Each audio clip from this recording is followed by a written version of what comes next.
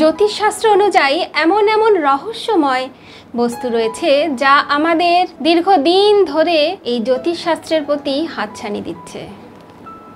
সেরকমই একটি বিষয় নিয়ে আলোচনা করব, পুনর্জন্ম।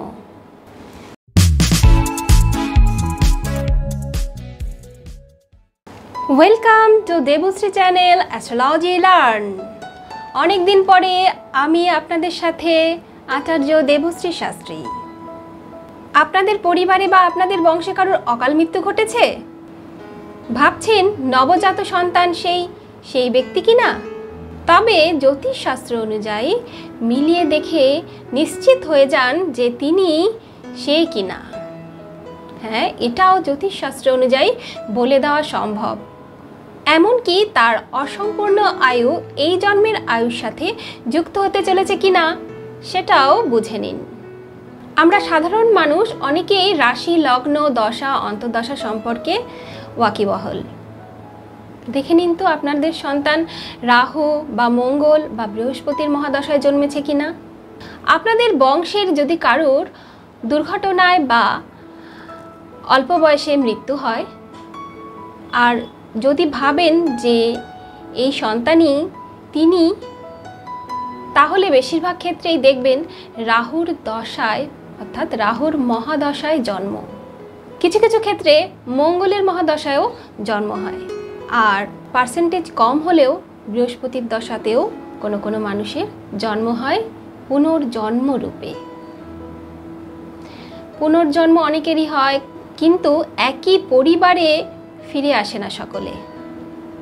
কিভাবে জ্যোতিষশাস্ত্র অনুযায়ী নিজেরাই বুঝে নিতে পারবেন আপনাদের পরিবারের কেউ নতুন করে আপনাদের সন্তান রূপে জন্ম নিয়েছে কিনা, দেখে নিন কিছু সরলতম সূত্র। এ বিষয়ে সবার প্রথম যে গ্রহকে আমরা নেব সেটা হলো কেতু।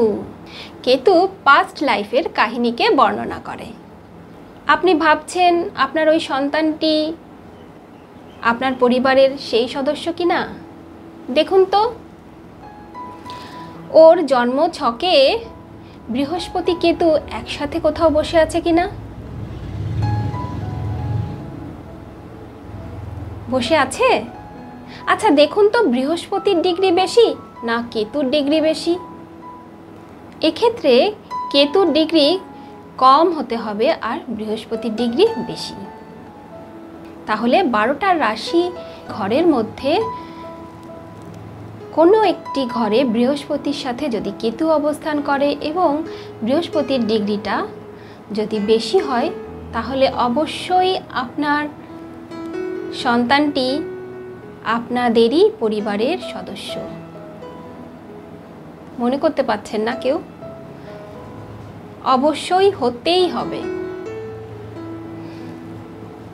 যারা যারা বুঝতে পারছেন আমার সাথে সহমত যে ব্যক্তিটির অপমৃত্যু হয়েছিল বা কোনো দুর্ঘটনায় অকাল প্রয়াণ হয়েছিল, তার সাথে এর কিছু মিল আছে কিনা? আমাকে অনেকেই বলে যে হ্যাঁ, মিল তো আছেই, এমনকি যেভাবে তাদের মৃত্যু হয়েছিল ঠিক সেই জায়গায় সেই চিহ্নগুলো রয়ে যায়। সকলের ক্ষেত্রে হয়তো নয়, কিন্তু অনেকের ক্ষেত্রেই ঘটে। অনেকে স্বপ্নে দেখে যে মা, আমি আসছি তোমাদেরই ঘরে, এরকমও স্বপ্ন দেখে, এবং তাদের চার্টে অদ্ভুতভাবে মিলে যায় বৃহস্পতি কেতুর সম্পর্ক। বৃহস্পতি কেতু একসাথে বসে থাকে। সত্যি জ্যোতিষশাস্ত্র যত শিখছি গায়ে কাঁটা দিয়ে ওঠে এর রহস্য ভেদ করতে করতে। শেখার শেষ নেই, যত শিখব ততই জ্ঞানের বৃদ্ধি ঘটছে।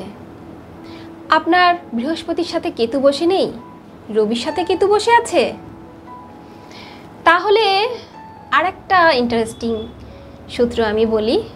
রবির সাথে যদি কেতু বসে থাকে, তাহলে আপনার যে পিতা বর্তমানে রয়েছে তার সাথে আপনার পূর্বজন্মের সম্পর্ক। চন্দ্রের ক্ষেত্রেও তাই, চন্দ্রকে আমরা মাতা ধরি, চন্দ্রের ক্ষেত্রেও তাই। যদি কারোর চন্দ্র, কেতু, বৃহস্পতি একত্রে থাকে, তাহলে উনি তো আপনার মাতাই, এমনকি আপনারা দুজনেই এই বংশেরই কেউ না কেউ ছিলেন। সেরকমই সম্পর্ক অনুযায়ী কোনো গ্রহ যদি কেতুর সাথে বসে, সেই ব্যক্তির সাথে গত জন্মের কিছু না কিছু সম্পর্ক তো থাকবেই। অনেকে বলে, দেখুন তো আমার স্বামী গত জন্মের কিনা, আমরা জন্মান্তর থেকে একই স্বামী স্ত্রী কিনা। স্বামী স্ত্রীর ক্ষেত্রে ব্যাপারটা একটু ভিন্ন। সেক্ষেত্রে মঙ্গল শুক্রকে দেখতে হবে। মঙ্গল শুক্র যদি একত্রে বসে থাকে তাহলে অবশ্যই আপনার স্বামীর সাথে গত জন্ম হতে আপনাদের সম্পর্ক। অবশ্যই সেক্ষেত্রে শুক্রের ডিগ্রিটা বেশি হতে হবে। যারা জানেন তো তারা জানেনই, যারা জানেন না তাদের জন্য এটা অত্যন্ত ইন্টারেস্টিং একটা সূত্র, কেতু বৃহস্পতির সম্পর্ক। সুতরাং এভাবেই আমার সাথে থাকতে, আমার চ্যানেলের আপডেট সবার আগে পেতে, আমাকে ইন্সপিরেশন দিতে, please subscribe my channel and press bell icon.